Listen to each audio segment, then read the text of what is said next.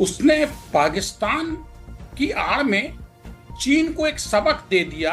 हमारे लूपहोल्स और हमारी मजबूतियां उसके पास पहुंच गई हैं। जब हमारे हवाई जहाज अलग अलग वायु सैनिक अड्डों से टेक ऑफ किए पाकिस्तान पे हमला करने के लिए 7 मई तड़के सुबेरे, चीन ने तभी, जैसे हमारे एयरक्राफ्ट टेक ऑफ कर रहे थे अलग अलग वायु सैनिक अड्डों से, चीन ने तभी पाकिस्तान को इत्तला कर दिया था कि भारत के इतने हवाई जहाज टेक ऑफ कर रहे हैं। जब ये हवाई जहाज टेक ऑफ हुए तब इन्हें ऑर्डर था टेटर का, यानी कि दुश्मन के दिल में खौफ डालने का। पाकिस्तानी वायुसेना अध्यक्ष ने ऑर्डर्स चेंज किए, डेटर से कर दिया डिस्ट्रॉय, यानी बर्बाद कर। और उसके बाद जो हुआ हम सारे जानते हैं। उस पे साफ लिखा है कि चीन के 3 कोर इंटरेस्ट है। एक है ताइवान, एक है स्प्रैटले आइलैंड्स, तीसरा है भारत का अरुणाचल प्रदेश। जब कोई भी जमीन का टुकड़ा चीन के कोर इंटरेस्ट में आता है तो इसका मतलब होता है कि चीन उसे सैनिक तरीके से हासिल करने की पूरी कोशिश करेगा। कि 2030 के बाद चीन और पाकिस्तान मिलकर भारत पे 2 फ्रंट वॉर करेंगे। चीन के अंदर 2 एयरक्राफ्ट कैरियर, 15 परमाणु पनडुब्बियां और 200 युद्ध पोत का निर्माण दिन रात हो रहा है चीन के 6 नेवल डॉकयार्ड्स में। ये 2 देश बड़े क्लियर हैं, उन्होंने भारत पे जंग छेड़नी ही छेड़नी। तो पाकिस्तान ने चीन के सारे हथियार इस्तेमाल किए। चीन को लाइव लेबोरेटरी मिल गई अपने हथियारों को टेस्ट करने की, क्योंकि अब यह आधुनिक हथियार चीन इस्तेमाल करेगा अगले साल ताइवान के जंग के लिए। बांग्लादेश किधर भी खड़ा हो जाएगा, बिन पेंदी का लोटा है, विश्वास का नहीं रह गया है। जैसे हर पाकिस्तानी के लिए नेशनल ऑब्सेशन है जम्मू कश्मीर, वैसे ही हर चीनी नागरिक के लिए नेशनल ऑब्सेशन है ताइवान। शी जिनपिंग को एहसास हो गया सिंदूर के बाद कि अगर पाकिस्तान से कोई पाकिस्तान का नेतृत्व कर सकता है इस जंग में, वो है फील्ड मार्शल असीम मुनीर। जिस तरह से चीन, पाकिस्तान और बांग्लादेश की नजदीकियां बढ़ी हैं, अगले समय में ये भारत की अखंडता और सुरक्षा के लिए दिक्कत पैदा करे। जितने हाइपरसोनिक मिसाइल हैं वो 20 मिनट में अमेरिका के 11 एयरक्राफ्ट कैरियर को पूरी तरह बर्बाद कर सकते हैं। ये बयान अमेरिकी रक्षा मंत्री से आना अपने आप में एक चिंता और चेतावनी की बात है। तो हम इस प्रकार के दुश्मन के साथ हम जूझ रहे हैं। असल दुश्मन आपका चीन है, जो पाकिस्तान से भी आपका हिसाब बराबर करवाएगा। आप जैसा फौजी अफसर भी है जिसको ये पता है कि 2030 के बाद घर बैठे बिठाए भारत को किसी ना किसी मुसीबत में लाद दिया जाएगा जबरदस्ती। जब चीन और पाकिस्तान बांग्लादेश की मिली भगत से भारत की तरफ आंख उठा के देखेंगे। कोई फौजी अफसर इस बात को नहीं बोल रहा है, सब आज के मौजूदा हालातों बात कर रहे हैं। सैल्यूट है सर इस बात के लिए। आज हम बात करेंगे ईरान इजराइल अमेरिका की जंग से अलग। वो जंग शुरू हो गई है, अमेरिका इजराइल ने की है। ईरान कहता है खत्म भी तुम ही करोगे। कैसे करोगे तुम जानो। चीन, पाकिस्तान, अफगानिस्तान, बांग्लादेश, नेपाल, ये सर 5 पड़ोसी भारत के इस वक्त बिल्कुल शांत बैठे हुए हैं। अफगानिस्तान, पाकिस्तान थोड़ा बहुत एक दूसरे को मारपीट रहे हैं जब मौका मिलता है। ये सर तूफान से पहले की शांति है क्या? संजीव जी, पिछले साल 23 दिसंबर को अमेरिका के रक्षा मंत्रालय, पेंटागन ने अपनी कांग्रेस को, अमेरिकी कांग्रेस को रिपोर्ट सबमिट की जो कि चीन के ऊपर थी। उस पे साफ लिखा है कि चीन के 3 कोर इंटरेस्ट है। एक है ताइवान, एक है स्प्रैटले आइलैंड्स, तीसरा है भारत का अरुणाचल प्रदेश। जब कोई भी जमीन का टुकड़ा चीन के कोर इंटरेस्ट में आता है तो इसका मतलब होता है कि चीन उसे सैनिक तरीके से हासिल करने की पूरी कोशिश करेगा। 4 बड़े बिंदु हैं पब्लिक डोमेन में जो कि साफ दर्शा रहे हैं कि 2030 के बाद चीन और पाकिस्तान मिलकर भारत पे 2 फ्रंट वॉर करेंगे। पहला, आज जब आप और हम बात कर रहे हैं तो चीन के अंदर 2 एयरक्राफ्ट कैरियर, 15 परमाणु पनडुब्बियां और 200 युद्ध पोत का निर्माण दिन रात हो रहा है चीन के 6 नेवल डॉकयार्ड्स में। और इस वक्त चीन की नौसेना दुनिया की सबसे बड़ी नौसेना है। दूसरा बिंदु, चीन का पाकिस्तान में जो चाइना पाकिस्तान इकोनॉमिक कॉरिडोर है वो 2030 में खत्म होगा। और हम सारे जानते हैं कि सीपेक कितना अनिवार्य है चीन के लिए, जो उसका मलक्का डिलेमा है उससे दूर होने के लिए। भारत के 8 पड़ोसी देश हैं, 6 जिनके साथ हमारा जमीन का बॉर्डर है, 2 जिनके साथ हमारा समुद्र का बॉर्डर है, मैरीटाइम बॉर्डर जिसे कहते हैं। 8 में पड़ोसी मुल्कों में से 2 तो हमारे कट्टर दुश्मन है, चीन पाकिस्तान, उनको हम निकाल दीजिए। बाकी बचे 6। 6 में से सिर्फ एक भूटान है आज की तारीख में जो पूरी तरह भारत के साथ खड़ा है। बाकी 5 पूरी तरह चीन के गिरफ्त में है। अब हमने देखा कि 5 अगस्त 2024 से 17 फरवरी इस साल, तकरीबन 18 महीने के मोहम्मद यूनूस के कार्यकाल में भारत विरोधी गतिविधियां, बातें, बयान बहुत हुए बांग्लादेश में। लेकिन सब कुछ बदल गया, या दिख रहा है कि बदल गया है, 17 फरवरी से जब तारिक रहमान ने शपथ ली बांग्लादेश के प्रधानमंत्री की। तब से कोई ऐसा भारत विरोधी बयान नहीं आया। ये अच्छी बात है, लेकिन अगले 6 महीने देने बहुत जरूरी होंगे बांग्लादेश को, क्योंकि पाकिस्तान और चीन भी चुप तो बैठेगा नहीं। जो उसने 18 महीने में बेशुमार पैसा ताकत लगाई है वहां पे अपने सोर्सेस कल्टीवेट करने के लिए, वो अब उनको दोबारा रीइग्नाइट करने की कोशिश करेगा। तो अगले 6 महीने बांग्लादेश की तरफ से बहुत इंपॉर्टेंट है भारत के लिए। नेपाल में चुनाव हो गए हैं, बालन शाह जो जीत गए हैं और कभी भी वो शपथ ले सकते हैं नेपाल के अगले प्रधानमंत्री की। लेकिन एक बात साफ है संजीव जी, जहां तक चीन पाकिस्तान है, वो तो अपने टू फ्रंट वॉर के लिए जंग छेड़ेंगे ही छेड़ेंगे 2030 के बाद। हम जितना भी पाकिस्तान चीन के साथ अच्छे मित्र बन जाए, जितनी उनकी बातें मान ले, ये दो देश बड़े क्लियर है, उन्होंने भारत पे जंग छेड़नी ही छेड़नी है। तो ये जो आपने सही आंकलन लगाए, ये जो अभी हमें शांति सी दिख रही है, ये लल बिफोर द स्टॉर्म है। और एक और टिप्पणी करना चाहूंगा, ये लल बिफोर द स्टॉर्म ऐसे नहीं कि 5 साल तक शांति रहेगी। इंडिया टुडे में एक खबर छपी है कि पाकिस्तान में 5,000 युवकों की ट्रेनिंग हो रही है समुंदर के ऊपर, वाटर ट्रेनिंग। 5,000 युवकों की ट्रेनिंग हो रही है पाकिस्तान के 6 शहरों में, पानी के ऊपर वाटर ट्रेनिंग। इसका मतलब क्या है? इसका मतलब साफ है कि पाकिस्तान कुछ बड़ा प्लान कर रहा है। क्योंकि पिछले साल पहलगाम के बाद जब सिंदूर हुआ, तो पाकिस्तान ने चीन के सारे हथियार इस्तेमाल किए। चीन को लाइव लेबोरेटरी मिल गई अपने हथियारों को टेस्ट करने की, क्योंकि अब यह आधुनिक हथियार चीन इस्तेमाल करेगा अगले अगले साल ताइवान के जंग के लिए। सोडी साहब, मैंने आपको बड़े ध्यान से सुना। मेरे साथ, मेरे सामने, मेरे जहन में अब सवाल नहीं बचते हैं। मेरे सवाल आपको देने से पहले आपने हर एक का जवाब दे दिया है। अब कुछ सोडी साहब कहते नहीं बन रहा है आपकी बातचीत सुनने के बाद। चीन क्या करेगा आपने बता दिया, क्यों करेगा भारत के साथ। पाकिस्तान क्या कर रहा है, क्या करेगा चीन के साथ मिलकर भारत के खिलाफ, ये आपने बता दिया है। नेपाल को अभी देख के ना खुश होने की जरूरत है, ना रंज पालने की जरूरत है, वहां सरकार बनने दीजिए। बांग्लादेश किधर भी खड़ा हो जाएगा, बिन पेंदी का लोटा है, विश्वास का नहीं रह गया है।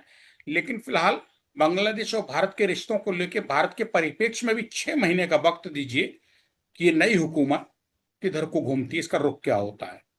ये तो आपने जियो पॉलिटिक्स, विदेश नीति, सैन्य नीति, सामरिक नीति, वैश्विक, सब कुछ आपने बता दिया है।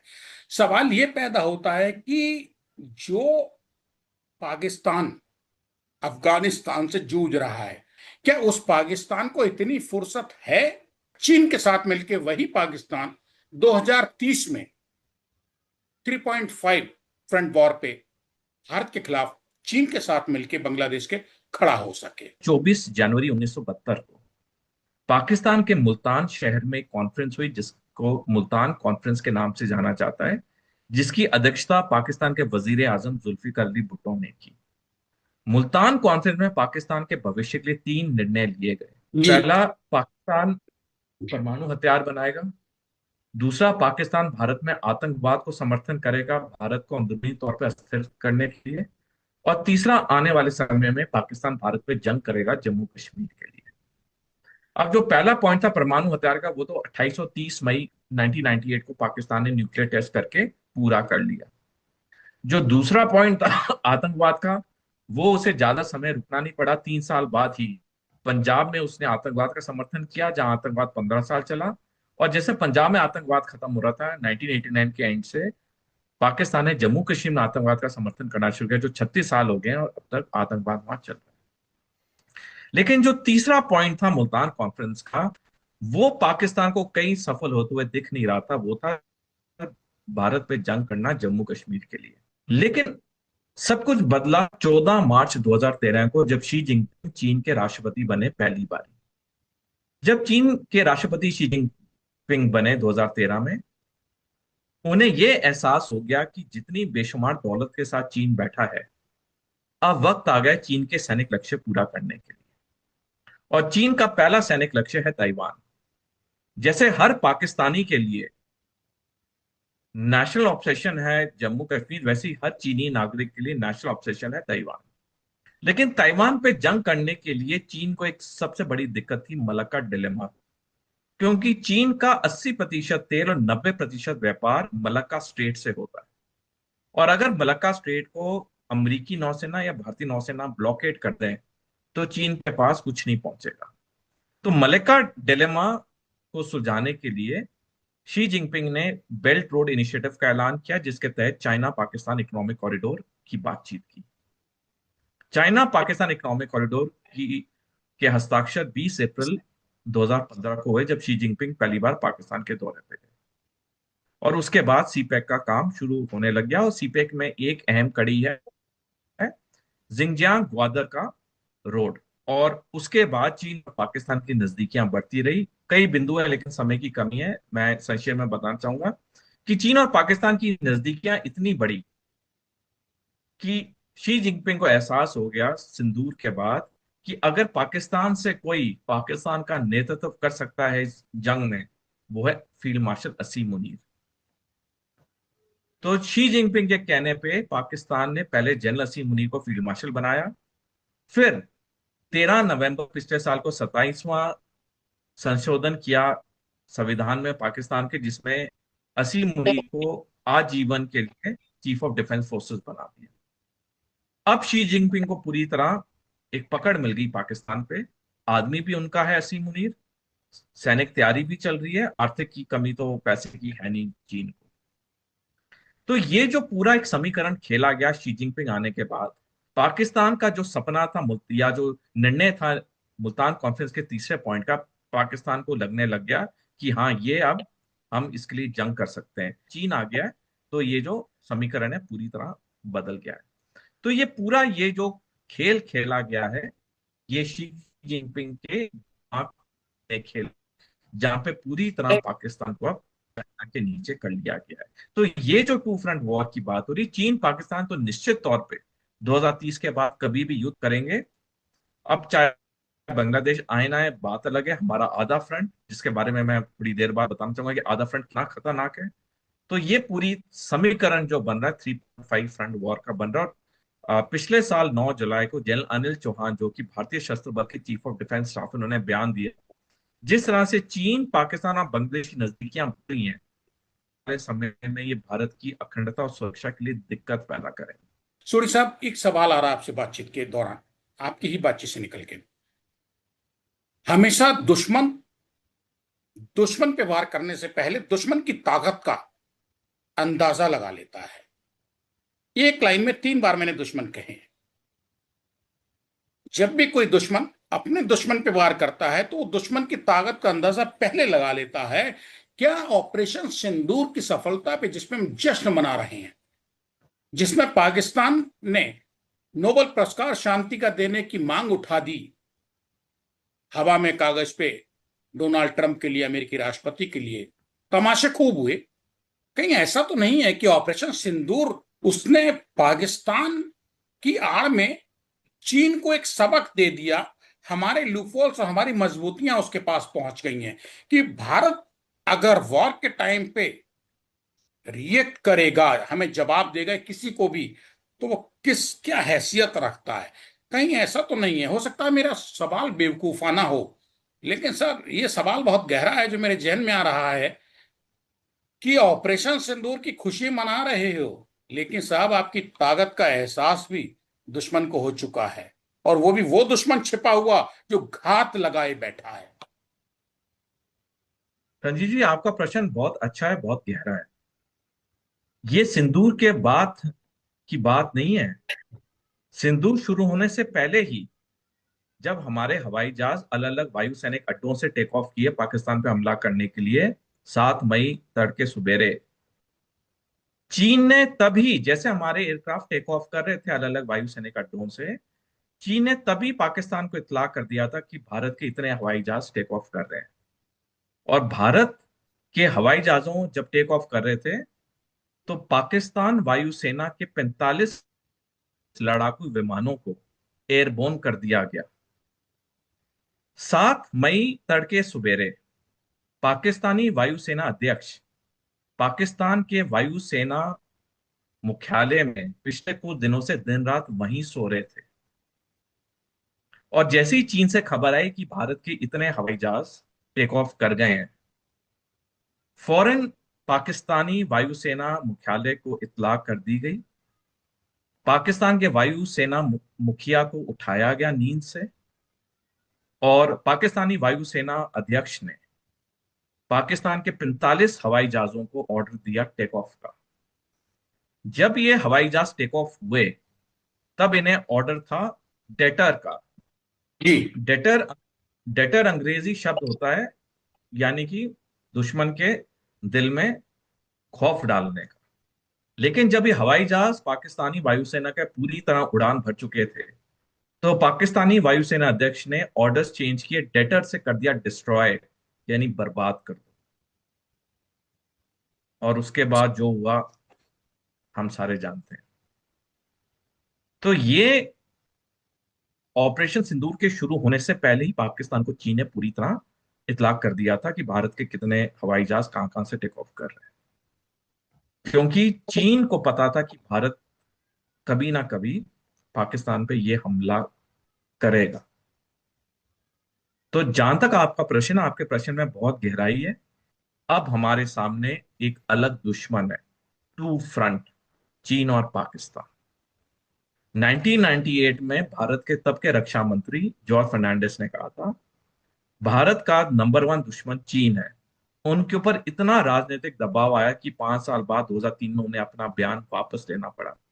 अगर हम पीछे मुड़ के देखें, श्री जॉर्ज फर्नांडिस का बयान बिल्कुल सही और सटीक था। हम एक बड़े दुश्मन के सामने हैं जिसका नाम है चीन। जितने हाइपरसोनिक मिसाइल हैं वो 20 मिनट में अमेरिका के 11 एयरक्राफ्ट कैरियर को पूरी तरह बर्बाद कर सकते हैं। ये बयान अमेरिकी रक्षा मंत्री से आना अपने आप में एक चिंता और चेतावनी की बात है। तो हम इस प्रकार के दुश्मन के साथ हम जूझ रहे हैं। पाकिस्तान जगजाहिर दुश्मन है, लेकिन जो पीठ के पीछे आपके बैठा हुआ है उससे सतर्क रहिए। असल दुश्मन आपका चीन है, जो पाकिस्तान से भी आपका हिसाब बराबर करवाएगा जरूरत पड़ने पे, और आपको कमजोर करने के लिए खुद भी संकोच नहीं करेगा आपसे भिड़ने के लिए। पाकिस्तान और चीन है, यहाँ भारत खामोश होकर नहीं बैठ पाएगा ये कह के कि हम तटस्थ हैं। हम तटस्थता की नीति अपना रहे हैं, जैसा भारत की हिंदुस्तानी हुकूमत इस टाइम ईरान, इजराइल और अमेरिका के बीच चल रही खूनी जंग में कह रही है कि हम इसलिए ये थी आज की वीडियो। अगर आप भारतीय मीडिया का रिएक्शन देखना और सुनना चाहते हैं तो वी रिएक्शन चैनल को सब्सक्राइब करें और बेल आइकन को प्रेस करें ताकि नए आने वाले वीडियो आपको पता चल सके। और हमें टिकटॉक पर भी फॉलो करें। नेक्स्ट वीडियो के लिए इजाज़त दीजिए। अल्लाह हाफिज़।